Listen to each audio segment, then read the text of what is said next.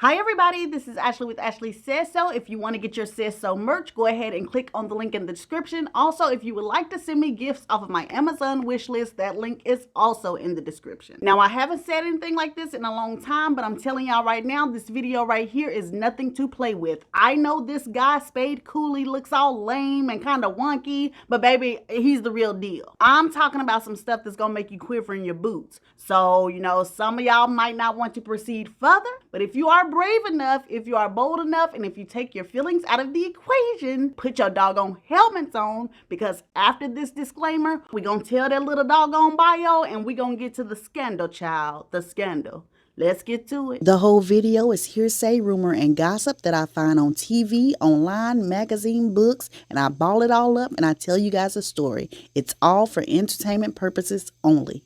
Now let's get to it. Donnell Clyde Cooley, aka Spade Cooley, was born on December the 17th, 1910 in Grand, Oklahoma, on a little dirt floor in a house that was pretty much falling apart. His mother's name was Emma Peoria Cooley and his father's name was John Wesley Cooley, and both of his parents were half Native American. They were also very heavy drinkers, and they both were said to be crazier than a Betsy bug. Allegedly, his mother used to sit in front of their house every day just ranting and raving at anybody that would walk by. And his father, who would be inside of the house, would go into a rage and would holler out, "Hush up that racket out there, woman, if I end up slapping you to sleep." And then after that, he would stump off to the nearest dice game or card game to gamble away any money the family had. With little Spade watching and learning this dysfunction, it was not surprising when later on, locals told stories about how 6-year-old Spade would walk right up to them, take a swig out of their liquor bottle, and then light up a smoke and pretty much curse out anybody who would have anything to say about it. There was probably only one thing that Spade was learning that was good, and that was how to fiddle. See, when Spade's father John wasn't gambling and drinking, he was always fiddling to entertain others, and Spade picked up on it, and so soon little Spade became one of the best fiddlers in town. On top of fiddling, little Spade also picked up on the gambling habit that his father had. But the difference between Spade and his father is that Spade was good at gambling. That's how he got his nickname Spade. So they lived a very destitute life, and they began to live like nomads, traveling place to place. One place that they settled for a long period of time, though, was in Modesto, California. Spade, who was around 14 to 15 years old at this time, I'm sure looked at life like it was very bleak. However, when he got to Modesto, there was one thing that brightened his day, and that is when he met a young Indian girl by the name of Annie. Spade and Annie fell in love at first sight, and before either of them reached the age of 16 years old, they were already married and had already given birth to their only child, a son named John. And now that Spade had his own little family, he needed to be able to provide. So he started fiddling a lot more, but on top of that, he also started boxing, and on top of that, he also started sharecropping. Spade, his wife, and his child were getting along fine, but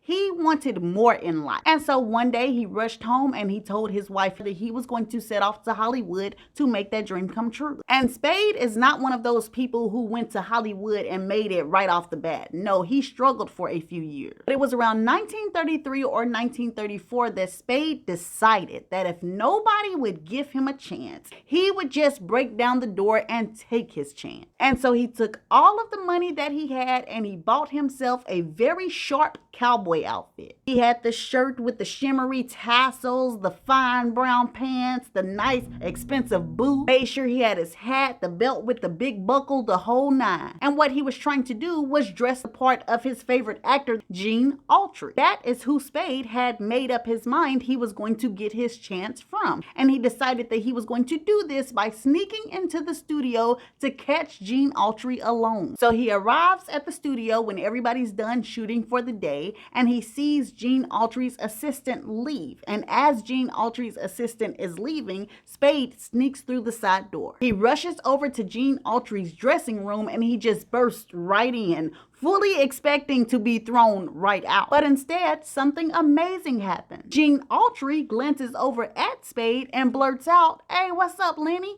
What you been up to?" And Gene is just looking at Spade, waiting for an answer. And it is while he is looking that he realizes, oh, wait, hold on.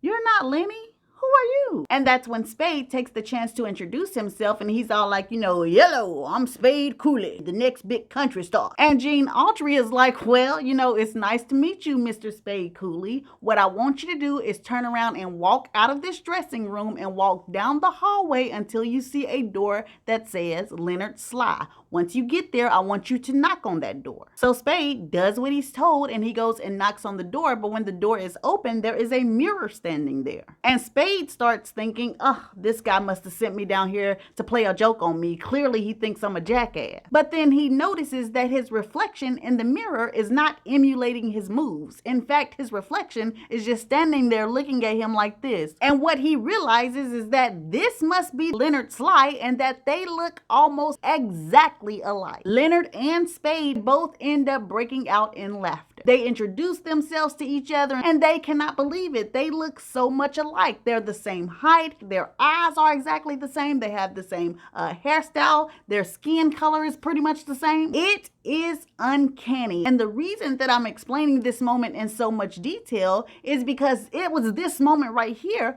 that helped Spade break into show business. This moment is what gave him a chance, because the guy, Leonard Sly, was an upcoming star, and within a few months, his name would be changed to Roy Rogers. So yes, this is the Roy Rogers, and Spade Cooley looked exactly like him. So when Roy Rogers blew up, it was pretty much a given that Spade Cooley was going to do the same thing. And while Roy Rogers basically became a movie star, and he also sang as well, Spade blew up more on the actual music side. He became a leader of big band, and he was so good at it that eventually he got his own TV show. But if people knew what was going on behind the scenes, things would have been massively different. And when they found out just what was going on behind the scenes, it turned out to be a scandalous thing, child.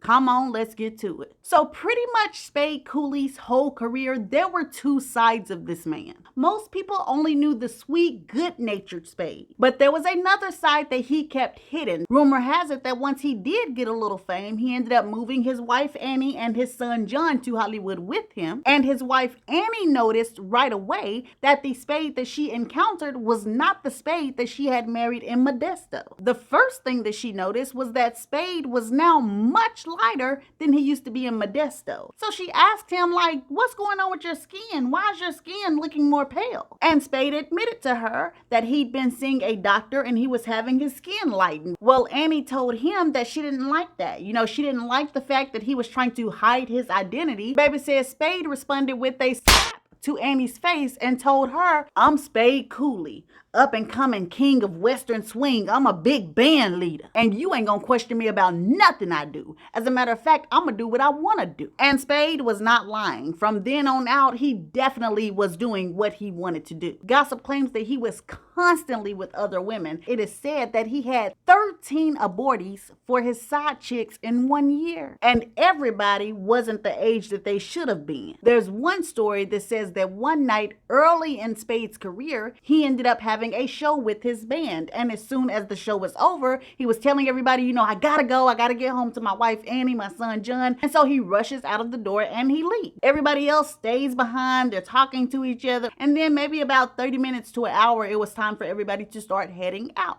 Well, one of the people who was heading out was Spade's manager, a lady by the name of Bobby Bennett. And on her way home, after she'd driven several miles, she ended up seeing Spade's car like off of the road, but it was far off the road, almost kind of semi-hidden in some trees. So the first thing that Bobby Bennett and her husband, who was with her, thought was that Spade had maybe had a small accident, or maybe he had car trouble and he had skidded off of the road. So they pulled over to help him. Baby, them folks got up there to that doggone window and say that they saw Spade Cooley back there with a 13-year-old knocking their country cowboy boots together. That's the only way I can put it. His manager, Bobby Bennett, and her husband were so stunned that they basically just backed away from the car, got in their own car, and pulled off. Some kind of way, though, the story gets back to Spade's wife, Annie. And when Annie gets the gumption to ask Spade about this ordeal, he throws hands just because she knows about it. Told her she was in his business and she she needed to stay in a woman's place. Some of Annie's friends urged her to call the police department, but per Annie, when she called the police, nobody did anything. What she didn't know is Spade Cooley basically had the police department in his back pocket. So it was almost like Spade Cooley was untouchable, and Annie Cooley had nobody. Her life had become an absolute nightmare, and Annie thought she was going to have to basically live this way until she died, until something happened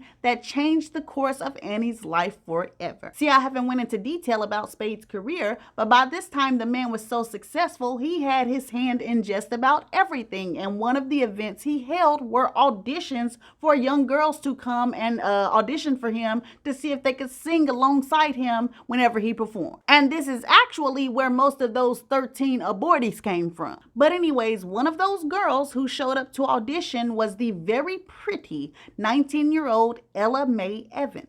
As soon as Spade saw Ella Mae, he became infatuated with her beauty and he begged her to be his mistress. And Ella Mae would say no, but then Spade started to shower her with gifts. Not only gifts, he ended up getting her a very expensive apartment right there in Hollywood. And when Spade started showing out like this is when Ella Mae basically signed on to be his other woman. Spade was so in love with his new pretty young Ella Mae that as soon as he gave her that apartment, he moved all of his belongings outside of his marital home with Annie and started to live with Ella Mae. And then after Spade and Annie had been separated for about a year, and Spade had also ended up getting his mistress Ella Mae pregnant, and everything seemed okay. That is until Spade's new lady, Ella Mae, ended up going into labor. Bobby Bennett, Spade's manager, told this story. Bobby said that she was at home with Ella Mae, and Ella Mae started having labor pains and contractions 10 minutes apart, and so she ended up calling Spade. And she tells Spade that he needs to come from the studio right now. She thinks that Ella Mae is about to have the baby. So Spade jumps in his car, goes to his house to pick up Bobby and Ella Mae, and they are headed to the hospital. But on their way, they pass by a car that he recognizes as his wife Annie's car. Not only does he recognize Annie's car, he recognizes Annie sitting in the passenger seat beside a fine, young, handsome, unknown actor. And instantly, Spade did a U-turn right in the middle of traffic and started chasing Annie's car down the street. Meanwhile, his girlfriend Ella Mae is having these contractions and labor pains, and she is screaming, "Spade, what are you doing? The hospital is that way. I think the baby is about to come." "Shut up, B. That was my wife with another man. You and that baby can wait." And then he starts talking to himself. Who does Annie think she is? She thinks she could just do me like this? She got some nerve being with another man. Meanwhile, his wife Annie and her boyfriend don't even really know what's going on until they get rammed from the back. When Annie looks in the rear view and she recognizes Spade, she is terrified. Spade continues to ram them, and every time Annie and her boyfriend makes a turn, Spade is right on their behind. Eventually, they have driven out of the city part and are now kind of down a little gravel dirt road. And this is when Annie and her boyfriend pull over. Well, Spade pulls over right behind them, baby, and can't even put the car in park good before he jumps out of the car and starts walking up to Annie's car. As soon as Spade gets up to Annie's car, he yanks open the driver's side door and punches Annie's boyfriend in the face. And usually Spade Cooley whoops ass, honey, but this doggone young actor, they say that actor boy jumped out of that doggone car and drugged Spade's tail. Punched Spade in the face about 4 times and 2 times in the stomach. The manager, Bobby Bennett, who had been in the car with Ella Mae, said that she thought that boy was gonna kill Spade. So she ended up getting out of the car and stopping the fight. And don't ask me if Ella Mae gave birth in that back seat, because I don't know, because that's where the story ended. All I know is that by 1945, Spade and Annie were now completely divorced, and he ended up marrying Ella Mae, who was only 21 years old. Immediately after they were married, Spade forbade Ella Mae from having any friends, any associates. She couldn't go anywhere. She couldn't talk on the phone. Anything she did, she had to sneak and do. He had complete control over her life, and he told her just the same way that he told Annie that she She didn't need to question him about anything. But there was something that Spade started doing that bothered Ella May to her core. And that was the fact that Spade had started cheating again. Now that Ella May had been upgraded to wife, her spot was open. So gossip claims that one day early in their marriage, Spade was at home with Ella May and he told her to stay at home, don't go anywhere. He would be gone most of the day, but he would come home later that night. Well, by the time 2 o'clock in the morning rolled around, Spade had not come home. Ella May starts pacing the house. She is crying. She's kind of arguing with herself because she knows in her heart of hearts that Spade is out cheating. So finally, Ella May just gets some guts about herself and she's like, you know what? He's not gonna do me like this. I'm about to go and find him and see what he's doing, and he better not be messing around on me. So she gets in the car and she ends up going to one of Spade's many hideaways. She goes and she creeps up to the door and she starts to listen. And sure enough, she starts to hear 4 voices giggling and laughing. It's her husband Spade, it's actor Errol Flynn, and it's 2 females in the room with them. Ella May knocks on the door and she says, "Yoo-hoo, Spade, it's me. Yeah, your wife, Ella May. So you in there with other women. Well, I tell you what, have your fun." And then she walks off. Well, Ella May gets in her car and she drives back home. And then from that moment, she vanishes into thin air. For the next 2 days, nobody can find Ella May at all. In fact, on the second day that she was missing, Spade shows up at his manager, Bobby Bennett's house in tears, saying that he does not know where his wife is, and he asks Bobby and her husband to please help me find my wife, help me find Ella May. And so Bobby invites Spade into her house, and then she sends her husband out into the night to go look for Ella May while she sits and tries to calm Spade down and talk to him about what happened. Well, about an hour into Bobby and Spade sitting at the house talking, Bobby's house phone starts to ring, and when she answers the phone, her blood runs cold because her husband is on the other end of the phone, and he says, Bobby, listen to me. I'm calling you from a payphone. Don't tell Spade you're talking to me. Just act like you're on the phone with somebody else." And so Bobby is immediately nervous and she's like, "Oh, okay, so what's up? What's going on?" And her husband breaks down crying in a flood of tears. "Oh God, Bobby, I found her. I found Ella May, and Bobby, her face is falling apart. Her eyes are swollen shut. There's bruises and blood all over the place. And oh God, Bobby, her scalp has been ripped up in the front a bit." And then he says, "And she's telling me, Bobby, that a homeless man did this to her. But I don't believe that. Spade did this to her, Bobby. Spade beat up Ella May and then he dumped her." And that's exactly what had happened. That night, after Ella May had went to the hideaway and caught Errol Flynn and Spade in there with those 2 girls, when she left to go home, Spade immediately followed her home. And that's when he did that severe damage to her. And then after he did what he did with his fist, allegedly, he made Ella May get in the car, drove her out of the county, and dumped her on the side of the road. Story says that he left her there that night for punishment, but the next day when he went back to retrieve her, to his surprise, Ella May was not anywhere in that vicinity. She had walked miles away, and she was up under a bridge, which is where Bobby's husband found her. So Bobby is still holding the phone, absolutely stunned, as she listens to her husband cry and tell her, she wants to go back to Spade. She acts like a stranger did this to her. I'm not taking her back to him. I'm gonna take her to the hospital and we're gonna call the police because I can't believe he done this to her. And when Bobby heard this is when she snapped back into reality, and she told Spade, "Hey Spade, if you don't mind, can you go in the kitchen and fix me a cup of water, please?" And while Spade was in the kitchen, allegedly she told her husband, "Now listen, baby, I know you're all upset, but listen, you cannot take Ella May to the hospital. You definitely cannot tell the police. Baby, if Spade is ruined, we are too. He's our biggest paycheck." And she further says, for goodness sakes, just listen to Ella May. She's wanting to go back with Spade, her husband. She's saying that a homeless man did that to her.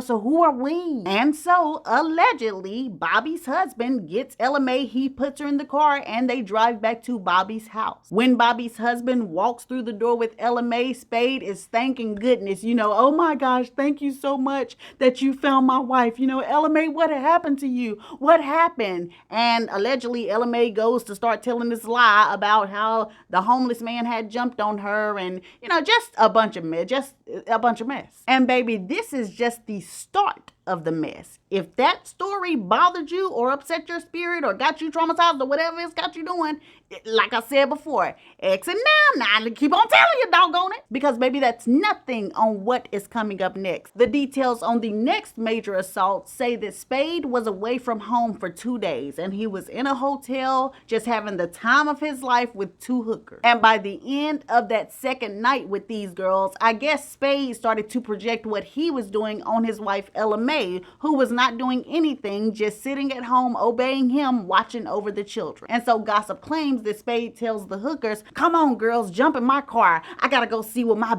wife is doing." And then he drives over to his house. It's probably around 3 a.m. in the morning. He barges right into his house, heads right upstairs to he and Ella Mae's bedroom, and he snatches the covers off of a sleeping Ella Mae, telling her, "Get up, whore. Who you done had in my bed, you whore? Get up." And Ella Mae immediately is like, "Spade, please calm down. You know I haven't had anybody here. And honey, the children are sleeping. Please just calm down." Said Spade kind of giggled and was like, "Well, since you ain't had no fun with nobody else, I done decided to bring my fun to you. Girls, come on up." And had them stinking TT heifers that ain't took nobody's shower for the last 2 days they've been doing stuff with him, along with his stinking TT, trying to jump in bed with Ella Mae. Baby, Ella Mae was horrified. Gossip claims that she got up out of the bed and ran away and ran downstairs to their children's room, where she tried to hide in the closet. Said that Spade bust into the door in the children's room, woke the children up, and basically yanked Ella Mae out of the closet and took her back upstairs. And when he got her up there, he and the hookers held her down and she was tied to the bed. She later confided in Bobby Bennett that Spade made her do some of the most grotesque, unspeakable things with these strangers that she'd ever, done in her life. Things that she didn't even know that people did. This caused Ella Mae to have an alcohol problem. And that right there is horrible stuff. But in between these major assaults, there were still a bunch of mini assaults. Another thing that Ella Mae had to deal with was her husband giving her the clap, as they called it back at that time, 6 times in 1 year. In fact, it's so many details about what this man did to his wife, but I just cannot cover them all. So I'm just here to tell you about the major assaults that I saw. And the next major assault came just because of Spade's insecurity, because of the fact that he was absolutely insanely jealous of Roy Rogers. Yes, the same Roy Rogers from the beginning that he was hugging and laughing with. Spade had an underlying jealousy of Roy Rogers. Well, gossip claims that in the late 1940s, early 1950s, Roy Rogers was actually one of Spade's neighbors. He probably lived about 3-4 houses down from Spade. And one day, while Spade was going to the studio, California started to have these wildfires, and the wildfires were coming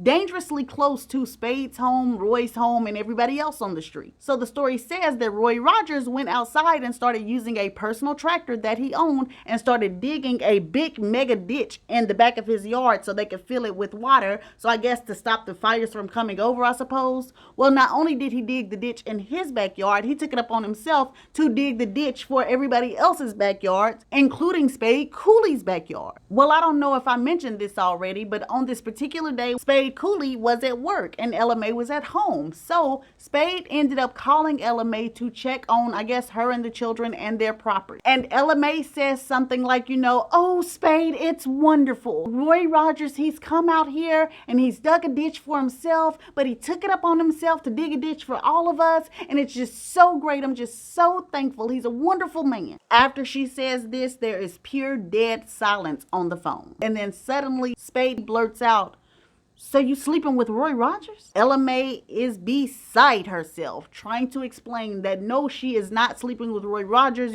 She's even sorry that she gave him his props.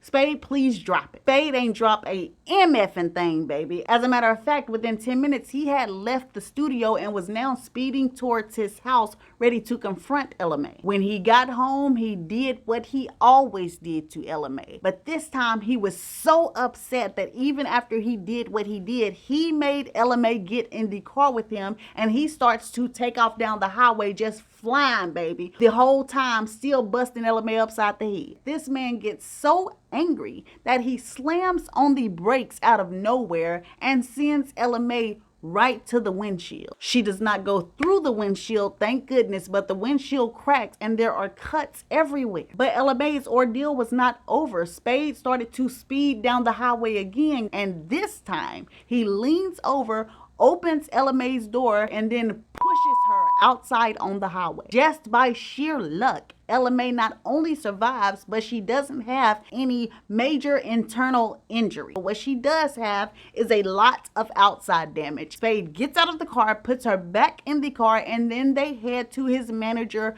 Bobby Bennett's house. As soon as they get through the door, Spade tells Bobby, hey, take Ella Mae in the back and clean her up. And actually, this right here had become routine. There were several times before that Spade would do what he did and then would take Ella Mae to Bobby's house and have Bobby take her to the back and clean her up. And then after Ella Mae was cleaned all up, Spade would put her back in the car and take her home. Well, as you can imagine, after constantly going through this terrible and negative treatment, Ella Mae's mental starts to crash. She doesn't understand why, when she is being treated this way, that she does not want to leave Spade, that she still loves Spade. She develops severe depression, and she also starts to try to take herself off of the planet. There were plenty of times where she did some cutting and they put her in a mental facility to stay for a while until she got well. But every time she came back home, she ended up getting mentally sick again because her husband Spade was the one that needed to change. So since things in their marriage were becoming worse and worse, by the 1950s, people started to suspect that something was going on in the Cooley marriage, that something just wasn't quite right. By this time, a few of their neighbors had heard Spade hollering and shouting at Ella Mae. Also, people in Hollywood started to hear rumors of Ella Mae's stays in these mental facilities. And what really set tongues wagging was either in the year 1954 or 1957 when Ella Mae appeared with Spade on his TV show for a Christmas special, and she had on a fur coat, but she messed around and let the sleeves slip down on her fur coat, and people saw bloody bandages on her arms, leaving them to speculate that Ella Mae was trying to take herself off the planet, which, like I told you, she was. So with rumors and gossip spreading all over the place about what was going on with their marriage, and then all of these neighbors now whispering about what was going on in the Cooley household, Spade decided that it was high time to move away from the neighborhood that they were living in. It was time for something else. And so he came to Ella Mae and he told her, baby, I know that I have been doing you any kind of way, but Ella Mae, I am sorry, baby. I'm sorry. So I want to show you how sorry I am by building you a mansion in the desert, away from everything, something with a beautiful view and beautiful scenery. And on top of that, I'm going to build a public water park, a water park that our family will own. I'm going to do all of that for us, baby, for you. And rumor has it that it was the first time that anybody had seen Ella Mae with a genuine smile in months. But Ella Mae just didn't know when she agreed to that home, she had signed her death warrant. So the year is now 1960. Spade Cooley has built his desert mansion. The whole family has moved in, and now he's just trying to build up the water park. And although he had other male celebrities like Humphrey Bogart, I think Gene Autry, and a few others, although he had them chipping in and basically being partners with him, helping him finance the water park, he needed much more money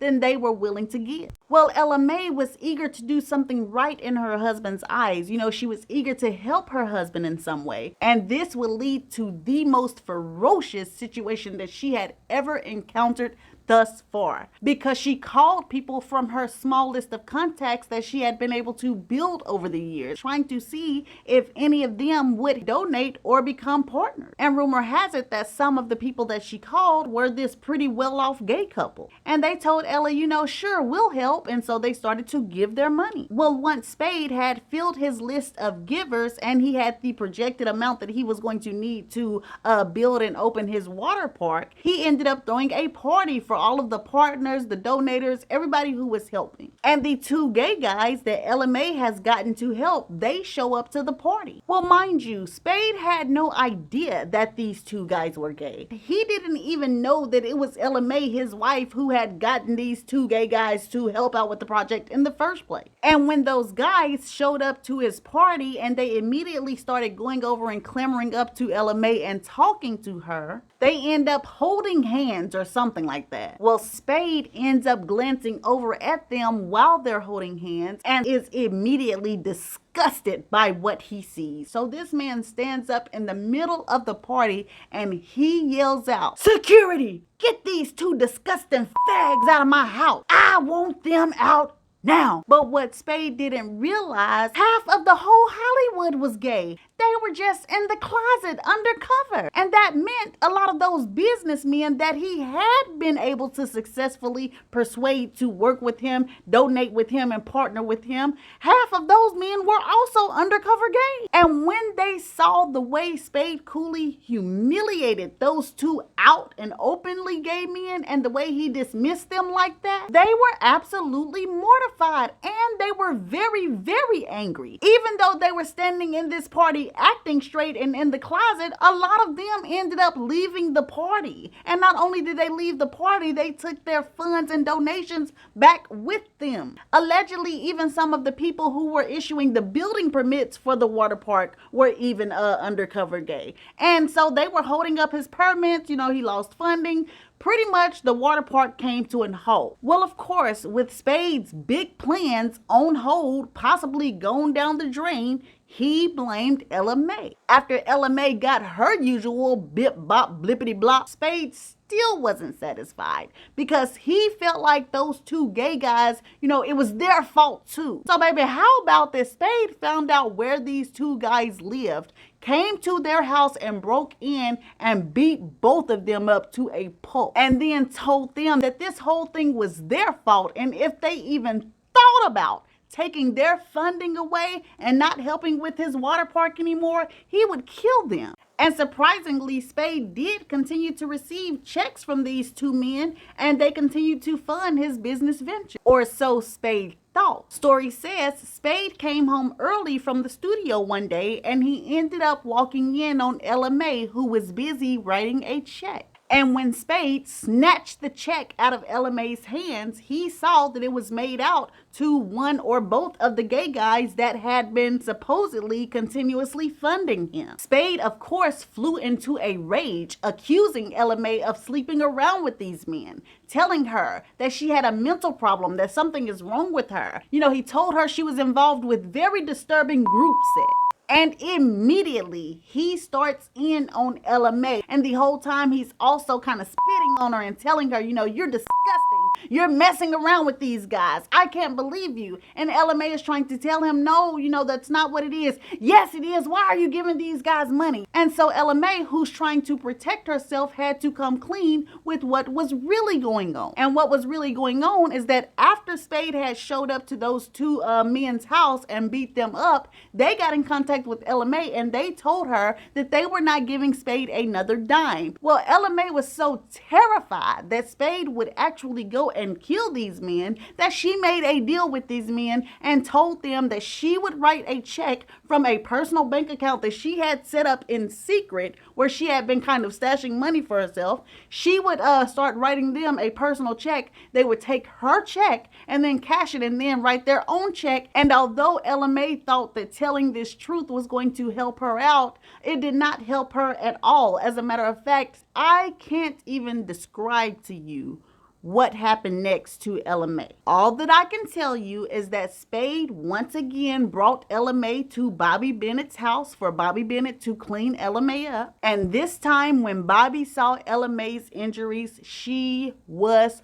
floored. There were actual legit holes in this woman's body. Her face was said to be unrecognizable. She was also bleeding from in between. When Bobby saw Ella Mae this time, this was just too much. She could no longer face this on her own, and so she ended up calling a personal nurse over that she and Spade knew personally and that they both trusted. And so the nurse comes over and she examines Ella Mae's injuries, and she sees that Ella Mae is actually bleeding from her uterus. Well, then the nurse goes in to actually feel around, and baby, don't you know, when she pulled her hand back out, there was a balled up check. Same check that Ella Mae had been writing when Spade walked into that room in the midst of him doing everything that he did to her. Yes, he put that check where it was found by the nurse. After this episode, it truly seems like everybody who was in the know just felt like it was only a matter of time for Ella Mae, including Ella Mae herself. Rumor has it that when Ella Mae and Spade got back home a few days later, she tried to take herself off of the planet again, but this time it was actually a ruse so she could go and be admitted in the mental facility. And when she got there, Ella Mae was said to have made several calls to people that she felt like might help her, and she told those people that, Spade is going to kill me. I promise you he's going to kill me. You got to help me. Well, what Ella Mae didn't know is that Spade had paid some people at the mental health hospital to tap her phone line. And so by the time she finished the last phone call begging for help, Spade had already known what she had been up to, and he was already on his way back up to the mental hospital to retrieve his wife.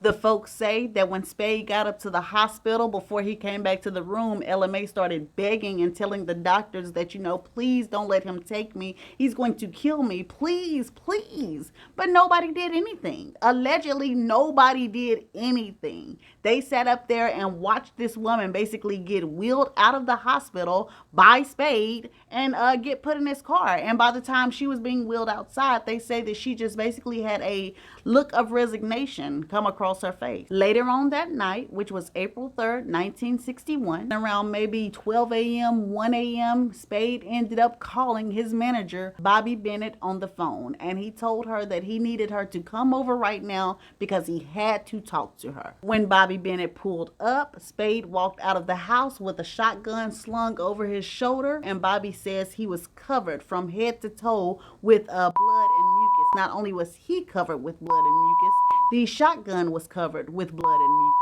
Bobby was so fearful of what she saw, she said that she thought about getting back into her car and just straight leaving. But, she was terrified that Spade might shoot her. So she goes into the house, and Spade tells her to sit down at the kitchen table, and they start talking. He starts telling her how, me and Ella Mae, we got to get ourselves together. This is just going too far. And the whole time he is talking, Bobby is looking around the home that she says is covered in blood spatter. And so while Spade is still talking, Bobby says, Spade, where is Ella Mae?